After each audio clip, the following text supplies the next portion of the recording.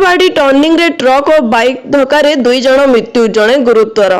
रायगड़ा जिला विषमगढ़ block निकटस्थ बुंदाबाड़ी turning रास्ता truck और बाइक धक्का दुई बाइक चालकों मृत्यु घटी। मृतकों नाम नेपाल बांड्राका बयस 25 वर्ष, ग्राम डांगसरदा नुआ गाँ चंद्रपुर ब्लॉक और युवती नाम चुमुकी सिक्का बयस 21, ग्राम तेलेंगा पदर, पंचायत पटांग पदर। रायगड़ारू पाठपढ़ा सारी घर को फेरुथिबा समय एही दुर्घटना घटिथिला। बाइक रे रायगड़ारू तेलेंगा पदर और डांगसरदा बाइक जोगे घर को फेरिबा समय ट्रक टी द्रुत गति रे माड़ी आसी बुंदाबाड़ी ग्राम निकटस्थ टर्निंग रास्ता रे बाइक चालकों को पिटी देबा फल दुई जन बाइक चालक सहित धक्का होई दुई जन मृत्यु घटिथिबा बेले आउ जने गुरुतर होइथिबा जणा जाइछि।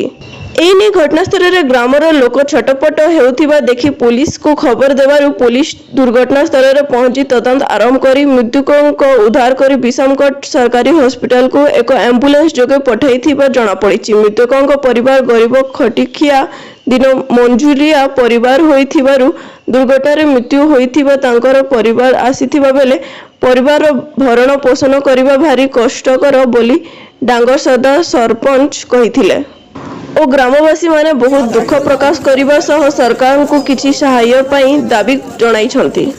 रायगड़ा जिल्लारू संजय कुमार नागंक रिपोर्ट, फास्ट न्यूज ओडिशा।